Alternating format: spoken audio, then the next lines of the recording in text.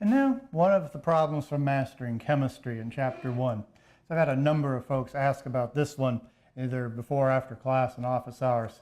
So this one comes from Mastering Chemistry. It's from the conversion factor problem. It has several, parts A, B, C, and D. Part B seems to be the big one in here. So we're going to walk our way through this one a moment. So first, read through it. Here's the text of the problem.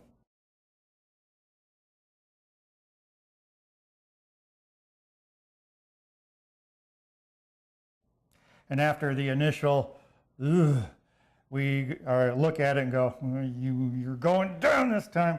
And we are going to examine it for what we're asked to calculate.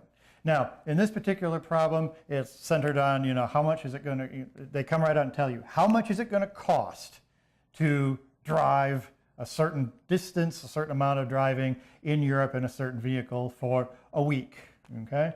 So right off the bat, there is the unit of our answer. We're going to have a number. That number is going to have a dollar sign on it for 1 week. Dollar for 1 week. That's what we're going to, and in fact, if you notice on the bottom of the Mastering Chemistry thing, it even has kind of a blank spot for the number, and it tells you right next to that what the unit they want. It's going to be dollars. Okay, so they come right out and kind of almost say this. Okay.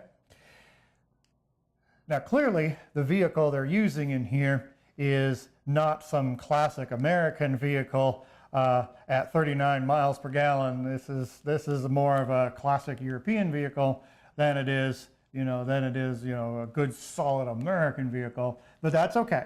Okay, but that's the setting of the problem. And as you can see when you look through this thing, this is what we want to calculate. All the other information given in this particular problem is simply a whole bunch of conversion factors. And so reading it carefully, here's what we extract out of the thing. We see 109 kilometers is 1 day. Distances and times, that will probably become important at some point or another. The next one, 1.1 euros, okay, is 1 liter of gasoline there. Okay, another conversion factor.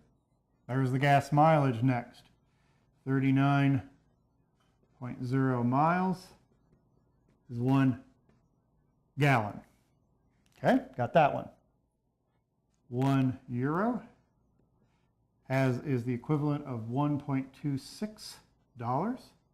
And again, I'm using the dollar symbol kind of as my unit for this particular number. The text of the problem gives us 4 conversion factors. Don't forget, the conversion factors you may know in the back of your head are also legal, and those you find in the textbook itself, particularly the ones on the inside back cover, are also perfectly usable here. And in fact, we're going to need a couple of them to actually solve this thing. So we now look around for where we begin this calculation. And looking around, we usually aren't going to begin with a conversion factor, but we do have this 1 week. And in fact, that is going to be our starting point. We'll start way over here with time. 1 week. Okay. Now, even if we're not sure how we're going to solve this thing, we are pretty certain that we're going to get rid of the time unit called weeks. Okay. Now, it's not a bad idea in a long problem like this to, some students will find it useful to try to sketch out how they're going to accomplish this whole thing. And so, writing it out quickly here, what can we turn the weeks into? I looked through my list of conversion factors and they don't give us anything that has weeks in it, but they do give us a day. They do give us a time unit to work with here, but it's not this one. So if we turned it into day, then we could use the conversion factor given to get our little fingers on kilometers. Okay? And that seems to be getting us a little bit closer to the answer. Now, kilometers gets us into distance units. We do have another distance unit in there. It's miles, and that gets us to the amount of gasoline. So it looks like the intent is we're now going to have to get ourselves to miles, which is not given, but it is on the back inside cover, so I'll get to that in a second. Once we're in miles, we can get gallons. Now we're finally in the volume units. In volume units, there's a volume unit that gets us over to money. Once again, however, this is gallons. This volume is liters. Looks like we're going to have to do this one on our own. Once we're at liters, finally, we're into the money units. First euros, then finally to the dollars. And that will answer the question. So there's a lot of steps involved here. And the first conversion factor is simply this week and day. Now, I don't even have to really work that one out. This one should be in the back of your head pretty readily. 1 week is 7 days, okay? And in fact, that one is a pretty straightforward one. Notice they don't say working week, they just say a week, and it turns out 7 days is the one you're going to want to use. But of course, days is not the unit of my answer, and so, though I like them, they're going to go away. Days to kilometers. That one we do have a conversion for. So I'm going to write that one in, and then put in my numbers. Okay? Pretty straightforward here. Once I'm in kilometers, I like kilometers, but I've decided they have to go away. Now this one is not given here. If you look up the back inside, or the inside cover on the textbook, and remember that's the one I'll give you on the exam, 1.609 kilometers is 1 mile. That's one of the conversions you find back there. And so that one will work just fine, 1.609 kilometers.